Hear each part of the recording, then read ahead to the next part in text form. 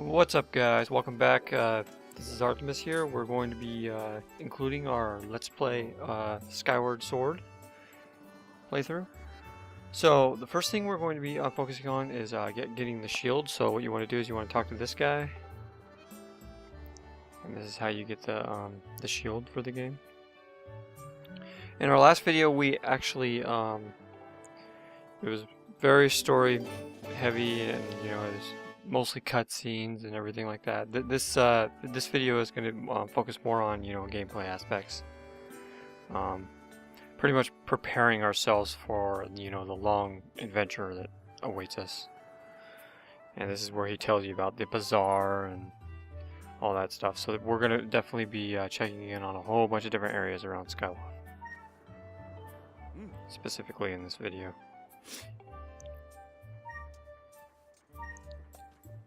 At this point, not a lot we can complete as far as like optional side quests and stuff like that. You'll gain access to those areas more, but I'm definitely going to go around each area in detail. Just kind of take a tour around Skyloft, just to show you the entirety of the city. So the first thing we want to do, obviously, after we got our shield, is we want to go to the sparring hall. But I wanted to show you this in particular, real quick. She says, "Hey, a friend, just so you know, I've got every hint ready for you." So I didn't show this in my previous videos, but this actually, gives you access. See, as you can see, I have access, all my hints accessed from my previous playthrough. And you can go through, and basically what hints are is, just, kind of like tutorials, just showing you, how to accomplish certain tasks in the game. And as you get further in the game, you'll unlock more of them, but obviously since I've completed the game, I already have them all unlocked, so that's basically all that's about. There's catching bugs, and there's quite a bit of them there to go through.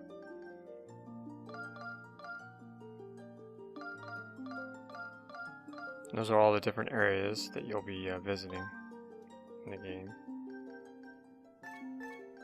The sealed ground is a place that we're actually going to be visiting very soon, once we're through with touring Skyloft and preparing ourselves and everything.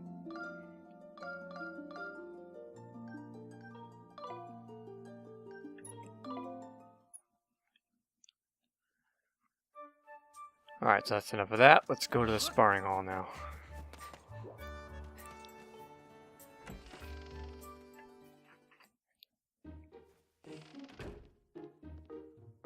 Alright, so now that we have our shield in hand, this guy is gonna, you basically don't really have to do this. This is really optional, but if you go here, this guy will teach you how to use your shield. And I recommend, if you're not familiar with the controls in this game, that you definitely want to practice, because you'll need to use this skill called, shield bashing for a lot of the, more tough opponents that you'll encounter in the game. And believe me, you'll have to master that ability to get through some of the hardest challenges unscathed. So,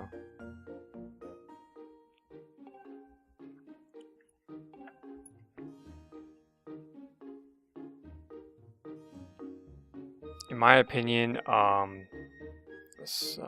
you should be actually good enough to be able to shield bash the log in here and continuously do that on timing, without getting hit at all. If you could do that like 20 or 30 times, then you pretty much got it, mastered.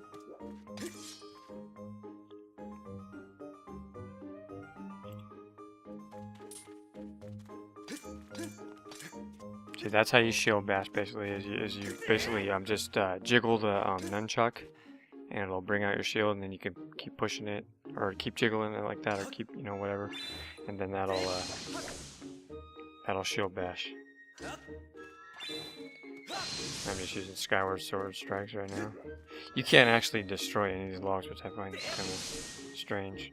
You can only do it with the regular sword strikes. But normally, if you fight an enemy, that would actually hit them and stuff. Slice them in two or whatever.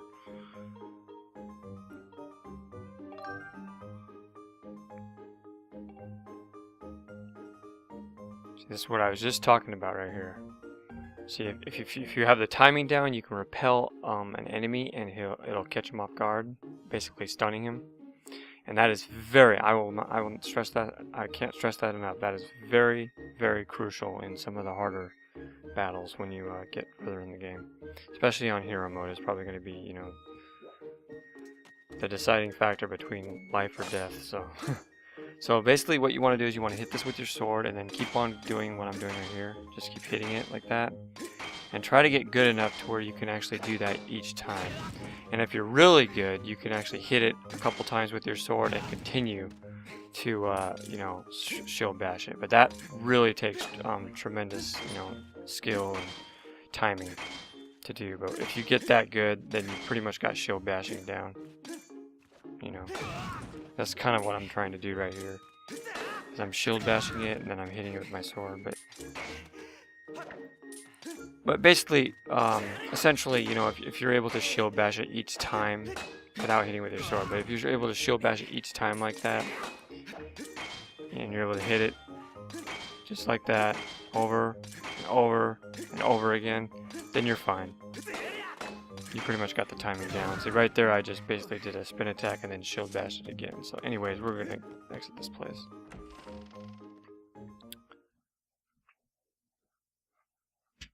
Let's move on.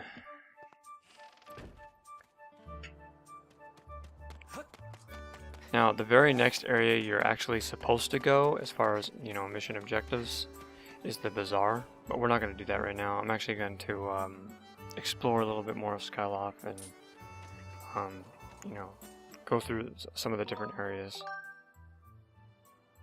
showcasing each area and what they are and all that stuff.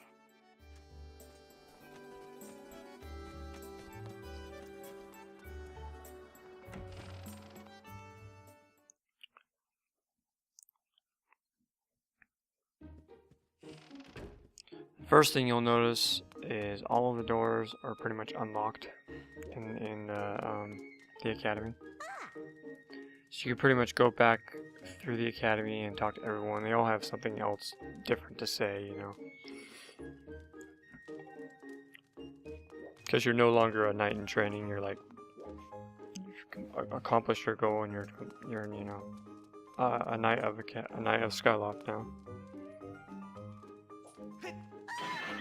And I just found that funny, I hit her with the pot. You could do that with people when they get pissed off. I just felt like doing that.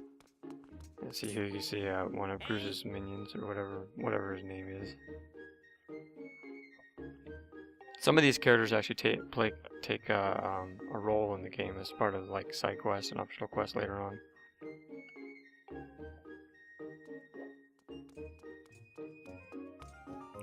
So this is Fledge's room. And here basically you can't access anything right now, but later on he'll open up you know, an optional side quest that you'll be able to access during the night. Now we can actually use the bed to go to sleep, but I'm not going to do that right now. I'm just going to explore the whole area during the day. For right now, we'll be focusing on you know, doing night events and stuff when I get access to the gratitude crystals quest, which will be pretty soon, but not quite yet.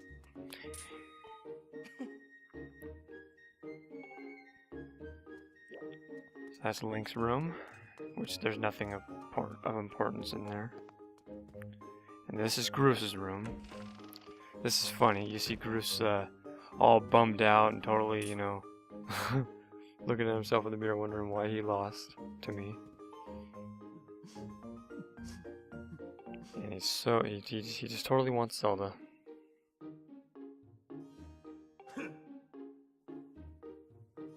And he's so pissed off at me.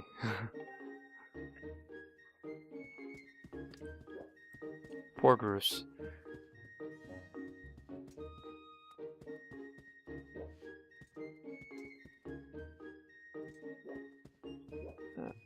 He's got this like punching bag where he trains and stuff. Pretty cool. Too bad it wasn't enough.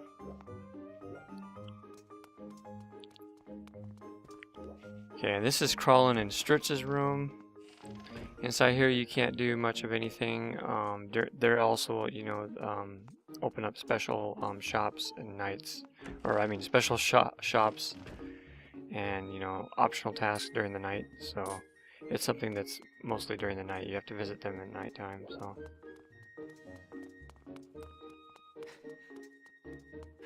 we'll definitely talk more about that when that time comes. I'm just doing a brief tour because I haven't actually went into any of these rooms yet because they were all locked before. This is Instructor Horlon's room. Nothing there.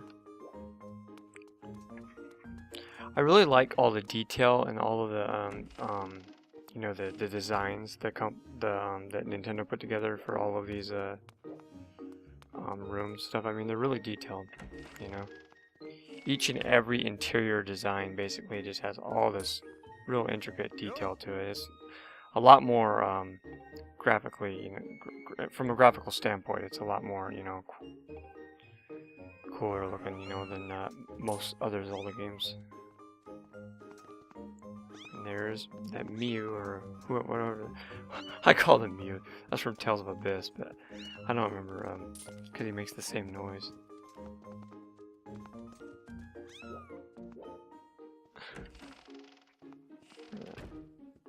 That's that damn creature that I rescued.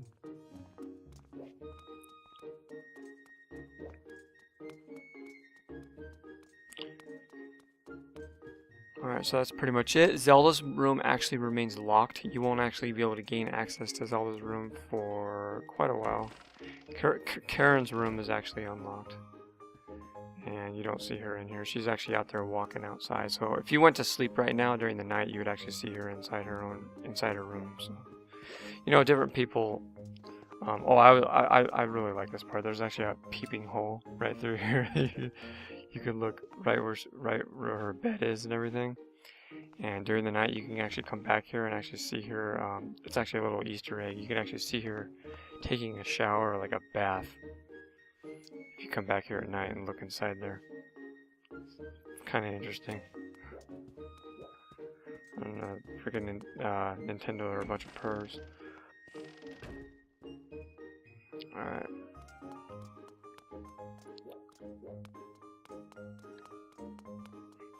Alright, so that's it. Let's exit out of this place now.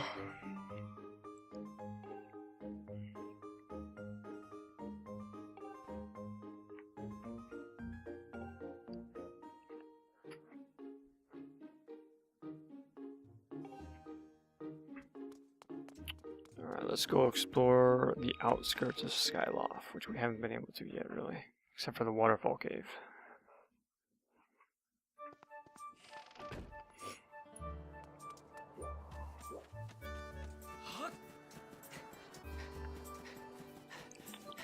Alright, you'll notice that both gates are now unlocked. The one gate right here that takes you directly down to the bazaar. And there's Phi giving you some information. I have an updated regarding information. The column of light has appeared at the south of our location, and signs indicate that it has created an opening in the cloud barrier to the land below. I must also caution you that descending to the surface armed only with a sword would result in a decreased probability of survival. If you have not already done so, I advise you to purchase a shield and potions at the bazaar. So those key terms that are like highlighted in red like that are usually, of importance that you need to do. On the gear screen, select interface to change the on-screen display to suit your preferences. And she just basically explained another tutorial regarding the gear. You can actually change the interface of the screen. I just usually use the normal interface, but you can change it to intermediate or pro or anything like that. Right over here where it says interface, standard, light, pro.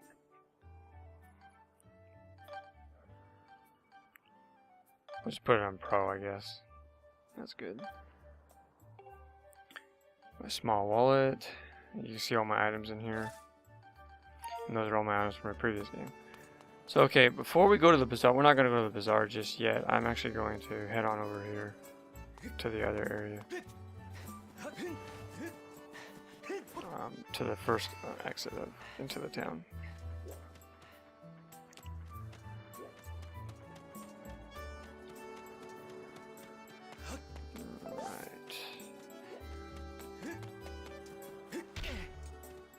Yeah, too bad you can't get anything else in there. Alright, so we're gonna head in this first house right here. Now a lot of these houses, you know, won't actually have much to do with, because you know, because they're mostly during night. During night everybody's indoors, and you know, during the daytime everybody's outdoors, so. But it's nice to look at all their interior designs and everything. I find that the creation team really you know, created all the houses, the interiors, the exteriors and everything, really did a great job on that, on this game. Okay, so here's someone we have to talk to. This is where he introduced you to Beetle's Air Shop. Now that basically is a shop where you can buy a bunch of very, very valuable items in the game. But they cost quite a lot, so. At this point we don't actually have access to the Beetle's Air Shop. We can see it floating up there, but we don't have access to it until we get something that can ring the bell. And we'll be getting that in the very next dungeon, so after we complete the very next dungeon, then we'll have access to the Beetle's Air Shop. And you can see it right there on the map.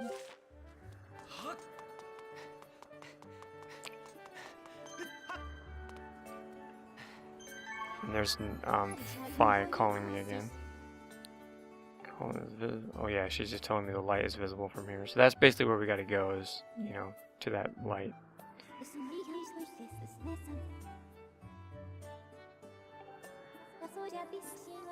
Yeah, she's told me about 3 times already. I already know.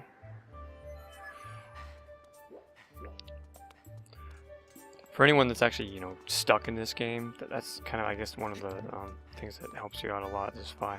She gives you lots and lots of information on how to, you know, progress through the game and stuff.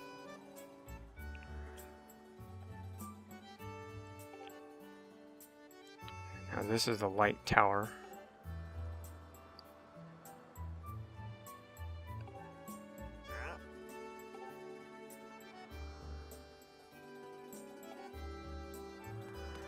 Yeah, this is the light tower. This is an actual, you don't really do nothing with this until much later in the game, but there's actually an event that takes place on the light tower at the very top of it.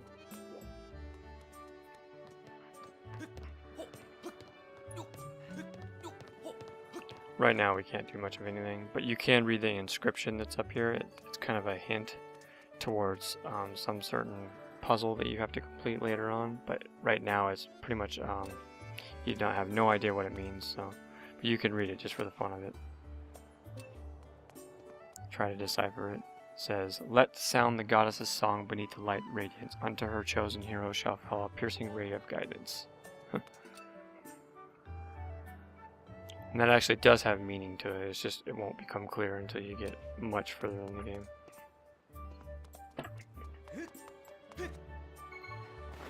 And there's where the Skyloft comes into play, see what I mean? Makes it so much easier to jump from high places and stuff.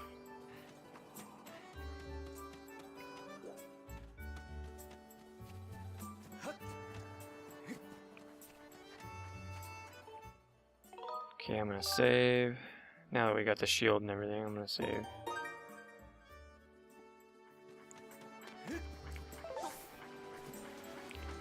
The only thing we're missing now is the bottle and the potion, but I'm going to be getting that a little bit later. I want to explore a little bit more of Skyloft first. There's a little hidden area right here that's underneath the bazaar.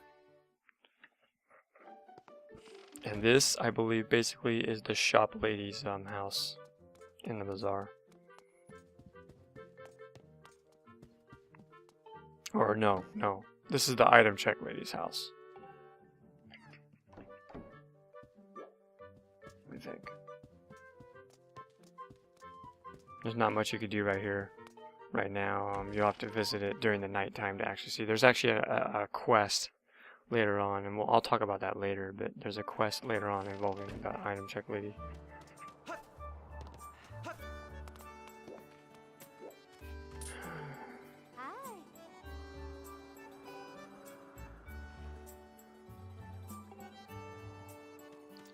And that's Kukai, and this is Kukai's house.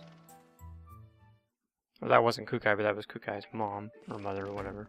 And this is Kukai's house, and there's another, you know, optional objective that takes place during this point in time. Look at this house. Oh my god, man. The creators really outdone themselves with all these interior designs. I find it really fascinating, really.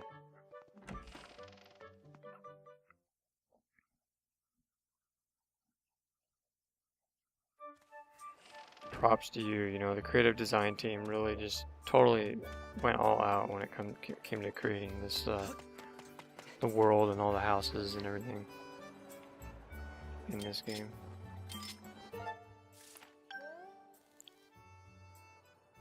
That's Kukai's house. That's the item checks girl. Is her name's also Petrus. The plaza, the light tower, and Oral and Paro's house, which we've already looked at. So now we're gonna head across the bridge and explore this other unknown territory across the bridge area over here. Once you have actually visited every person's home, they'll actually unlock on the map as little red dots. So it'll be easier to remember to go to, you know, later on.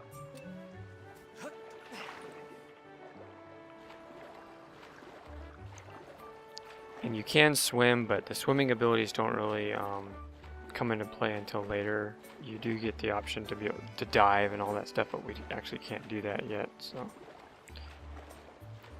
and you know, those who have actually played other past Zelda games like Majora's Mask, you know, where you can turn into, you know, the Zoro and stuff like that, and swim like really fast and everything. And you can't actually do that in this game, which is kind of a disappointment, but the swimming abilities are still pretty cool in the game. And there's a couple of pots over here. I got a blue ruby. And those things that you see down there, those are pretty self-explanatory if you played a lot of Zelda games. You know, you can use the mitts to open, to usually dig holes and stuff, and, you know, get treasure and items. And you can also plant seeds inside there, and they'll grow like flowers and stuff like that.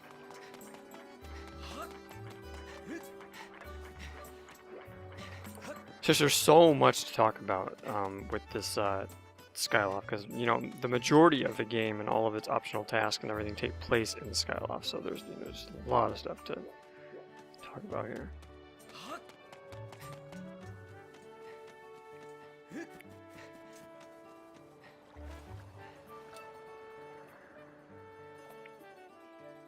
Now I hope this video doesn't turn viewers off, you know, because I'm just, you know, kind of aimlessly walking around, which is something you really don't have to do. It's completely optional. You know, if you don't want to hear any of this, you can always skip ahead in the video to, you know, the bazaar, basically, is where you have to go. I'm just exploring each area, that's all. Now we're going across the bridge, and now we're on the other side of the town. This is where most of the people's houses are that work in the bazaar. You find all their houses over here, and they all, some of them open up, you know, special shops, and some of them have optional tasks to, you know, to complete and stuff like that. So, for more, you know, gratitude crystals, and I'll definitely go into more detail about the gratitude crystals once we get to that point. So, this is the first house. This one is, let's see. Oh yeah, this is that lady's house. You could tell by looking at her house that it's completely dusty. And it's like, this is Pippet's mom, basically. And you can see that this house, or Pippet's wife, and you can see that this house is completely dirty and dusty, and there will be an optional task that you can actually complete later on, where you have to use a certain item to dust her house, clean it, and then it becomes all sparkly shiny. So now I'm gonna head up here. I'm just checking these houses out real quick. It's not gonna take too long. Let's see. I forget which house this is, but it's either I think it's either the potion lady's. I think it's the potion lady's house.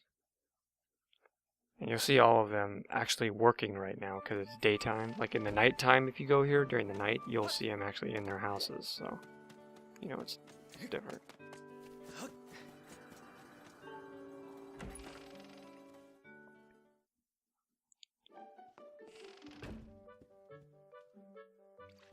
And this one's another interesting house. Interior design and everything. When there's only one person here right now, it says all that lug does is make one filthy mess after another. I swear he leaves a great spot where I know he likes tinkering around with his old doodads when I'm drowning in dirty laundry here. That lug. Find out who he is. That's right, my greasy-fingered son who runs the scrap shop. Okay, so basically this house is the scrap shop's owner. The scrap shop owner is the one that owns this house. And he actually is pretty vital. He opens up a store during the night, like a secret, like, you know, I don't know if you can call it a black market store or whatever, where you can actually purchase, you can actually or sell a lot of your valuable items, and he'll give you money for it. Yeah, that's Scrap Showner's Pipit's house. Potion Berry's house is what we just explored just now. But yeah, that one's really, if you want to make a lot of money, like right now, if I were to sell all of my bugs and all of my materials and everything that I pretty much own right now, I'd have a huge boost in rubies that I can use. But I'm probably not going to do that. And this house is really interesting looking. Look at all she's got all like these lamps and everything everywhere. Lots of artifacts, just all kinds of stuff.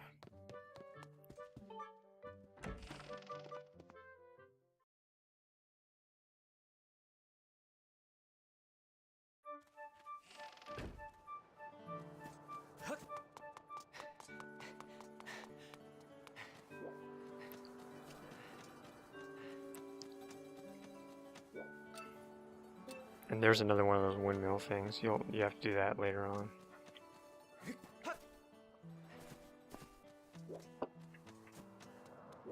Okay, and right down underneath here, there's one more house that we can explore. That's right underneath here.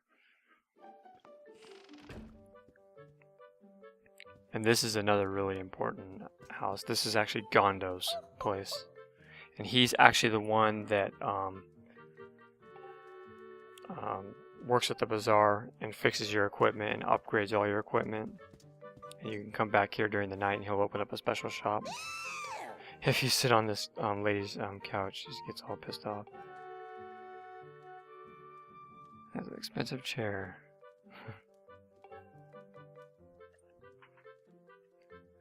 There's so many different little things that you can do, Easter eggs and things to find in this game. She's got a lot of are those books? No. She's got fancy beds. She's got a very expensive looking house. Alright, so let's get out of here now. Enough of the touring and exploring.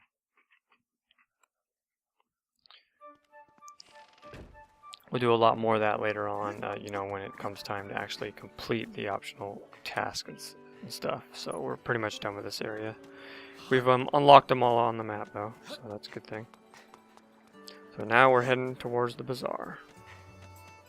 The last area. Which is pretty much the most important area. You'll be visiting the bazaar very frequently in the game.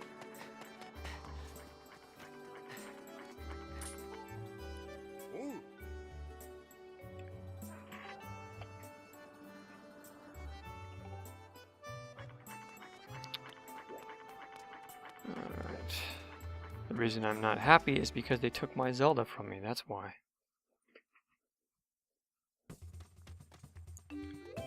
Alright, now this is the bazaar. This is a really cool place. It's got light fixtures all over the place, and it's all these different people that are, you know, the houses that we went to. All those people are actually pretty much in here working. And during night you'll find all of them in their houses, obviously. So. And this area over here is basically the like the cafe area. Not much takes place over here except for just optional quests and stuff like that. And this guy tells you how to, you know, sleep and take a nap so you can move time along. Alright, so let's start with, let's see. There's a couple exits in this area too. Let's start with this lady right here. She basically is a fortune teller. She will give you like a fortune. Like if you're stuck in the game or you want to know what happens next, she'll give you a fortune of your future. And you know, it's a small price. It's like 10 rubies or whatever, but this, for the first time, she only charges you 1. So we could do that right now.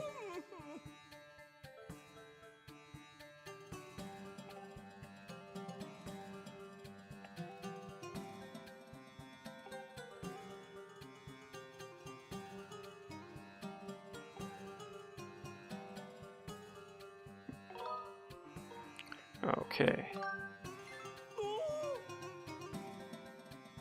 Alright, tell me my fortune. And hurry the hell up.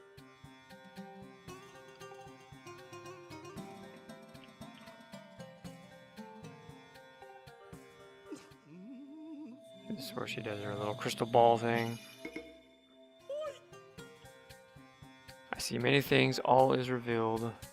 Young man, are you about to head into a densely wooded area, somewhere blanketed in green, yes? Trees everywhere, many trees. It could serve you well to buy a wooden shield before you travel.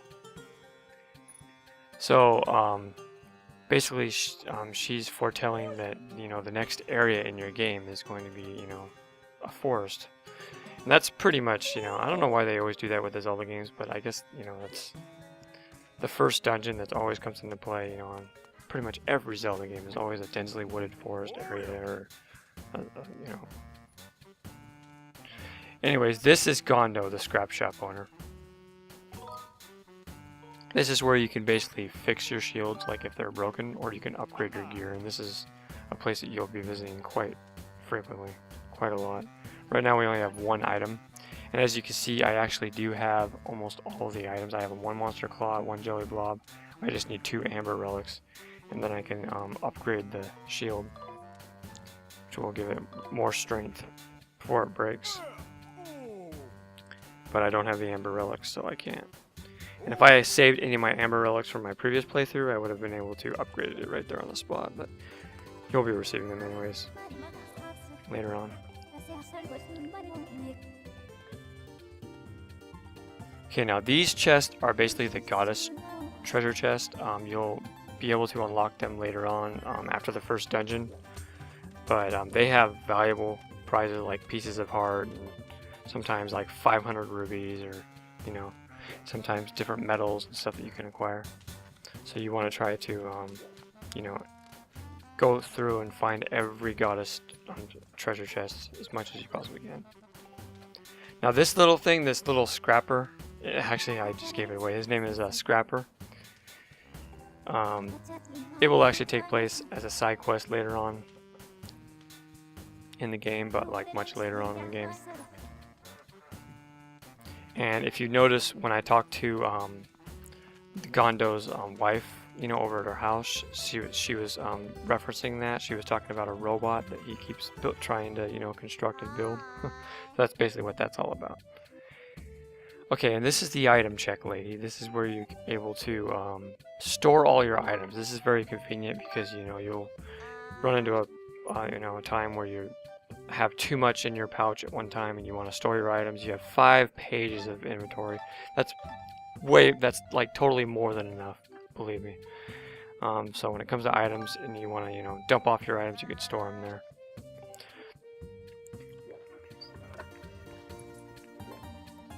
Okay, so over here is the general store. And this guy basically rips your ass off. I can't put it any simpler than that. He's basically a con artist. He, you know, he sells things for way more than what they are actually worth. So you really don't want to buy anything from him. I recommend, if you want, as soon as you get the beetle shop opened up, that you buy stuff from the beetle shop owner, because he, you know, gives you a much better discount. And so you can see right here that the wooden shield right here, which you already have, this is just a regular wooden shield. It costs like 50 rubies to buy it. So if you break it, You know, at the very beginning of the game, you have to come back here and you have to buy it for 50 rubies, which is a ripoff, really. Because there's other places that sell it for a lot cheaper, or even give it to you for free, so. And you could tell he's kind of a shady character. And those are bombs, obviously. And I can't actually carry any bombs right now because I don't have a bomb bag. And the rest of the items are pretty self-explanatory. Those are, you know, we've seen them in other Zelda games. Those are arrows. Don't have a bow yet, so I can't get those. And those are Deku seeds. We don't have a slingshot yet, so we can't get those. And that's all he's selling right now. He does actually sell more stuff as you gain more items. Now this area over here is probably one of the most important areas, and this is actually the main objective of what you have to do right now in the game, is the potion shop lady. This guy owns a little side business, and he can like infuse. This is something that I really liked. That was different than other Zelda games. He can actually upgrade and infuse your potions, you know, and increase them to where, like, if you buy like a red potion, for example, I mean, it like feels like 3 or like heals 4 hearts. You can actually infuse it if you have the materials available. You can infuse it to like a potion plus, and it'll heal like 8 hearts instead of just 4 hearts.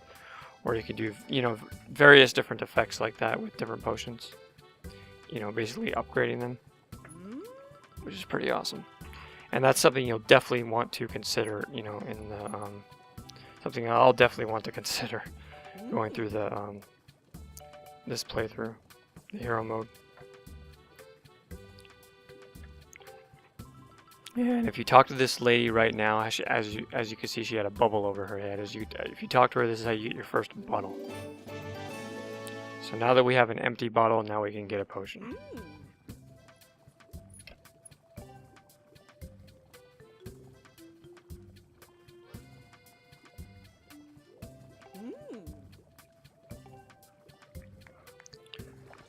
So you can see that she has 4 potions here to choose from, or actually no, 5 potions to choose from. This one is the Guardian Potion. Okay, so this one is like absolutely the most valuable potion in the whole game, but it's very expensive. It's like 200 rubies just to buy one of them.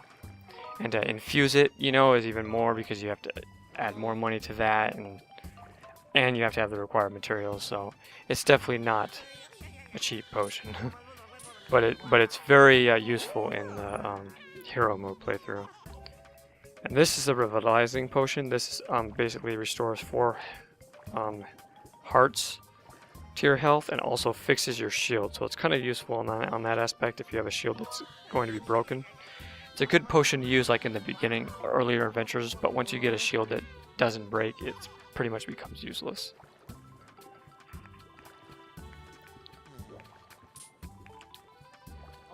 And this one is pretty self-explanatory if people have played a lot of Zelda games. It's the blue potion that heals all of your, you know, hearts and all of your stamina. But it's not available yet. You can't use it in the game yet. So, and this is a heart potion. This is probably what I'll end up buying. It restores 8 hearts, and it's only 20 rubies. So, yep, I'm gonna buy one of those for right now. That should do us. And you know, if you're unconfident that you know your shield might break or something like that, I would go for the revitalizing potion. But I just got the heart potion. We'll see how it goes. And this last one, pretty self-explanatory again. It's the green one. It's the stamina potion. When you drink it, it makes it to where your stamina gauge will not decrease at all for a period of time. So it's useful if you're trying to run, you know, from enemies or stuff like that. You can continue to run and your stamina won't decrease. See, this is where you can infuse the different potion effects, but right now I can't do crap because I don't have like any. I've used up all my materials from my last game, so which kind of sucks. As you can see, I do have 1 volcano ladybug, but I still need 3 blessed butterfly and 1 woodland rhino beetle. Which, you know, if I didn't use all my bugs in my previous game, I would have had enough to actually infuse, you know, some of these potions. Anyways, that's it. So we're exiting the bazaar. That was the whole tour of Skyloft, pretty much. So now I'm going to go save. And we're all set. We got a potion in hand. We got a shield. We're ready to explore the new area. To the surface world. And oh, and you can also move this box forward. Just to give you a quick shortcut right up to the bazaar. So I did that. And so that's it. I'm gonna go save right now. In our next video, we are definitely going to focus on moving on in the game, and we're going to be exploring a new dungeon and gaining some new skills, and it's going to be fun. So thanks for watching, guys, and I'll see you guys next time.